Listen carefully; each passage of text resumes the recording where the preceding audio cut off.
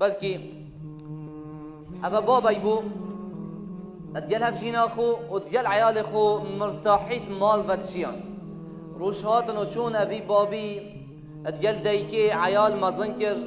جنبو اينان و هده چو سر آو و رزقت خو همي جدابون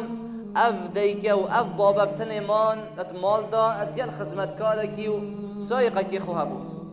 و اوی دجي همي جن كفتي يجدابو مال و حالت خوه تاي اف باب هنه روجه که جنکاوی هفجیناوی اتمریتن بشینگی جی مجبیره اف باب هنه الدف کسکش عیالت خبرینی تخار و کره مازن جی شرم کد پاوشت دفید بچی اینا دفخو اف باب هنه وکی همی مروف دید دان عمر ناف مال دا دایتن و دا چی درگه سلاجه وکر هوا بوچی ابدانا ویده رخنت گرتن وکی همی دان عمره چه شورنینن دیتو چیتن بدویه تحمله بو بکی بوچی هوا دانا ویده بوچی هوا اوکریه هفجینا ویجی تحمل نکر هر رخنه اف دنگهانه بردوام قلت ام تحمل بشتي مناقشه که مازن بينا به هفجینه و ظلام ایدا که کره وی بابیه قلت ام دی بينا في غرفه اتحوشه و بلا الویلی بید که جه سایر قیمه قلت باب خویده نزیکتره بو حوشه دی اتحوشه بر هطاوه دا و هوای پاقشه لیو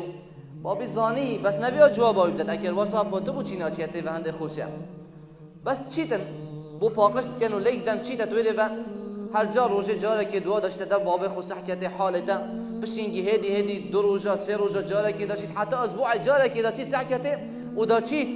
چیت سرکار و بارد خو افف جینا هنجی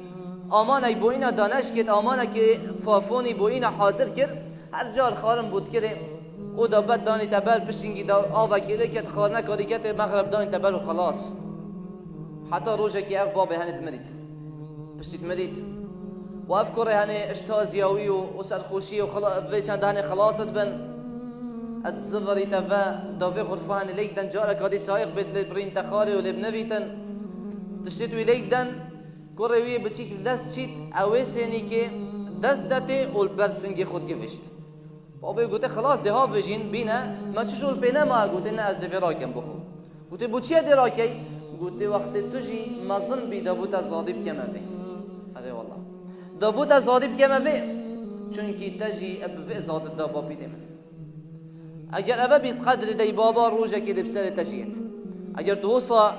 رزل باب خوب بگیری روژه که دی تجی بجاف بینی چونکی پیغمبر یا گوتی علیه الصلاة والسلام دو تشتی خود عقوبان لزیلت کد دنیای داتین تا پیش جاو خدانی بری آخرت ایک شوان ازیتا دی بابا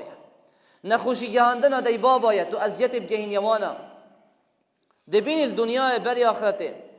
لو ما نخوشی نگهین باب خو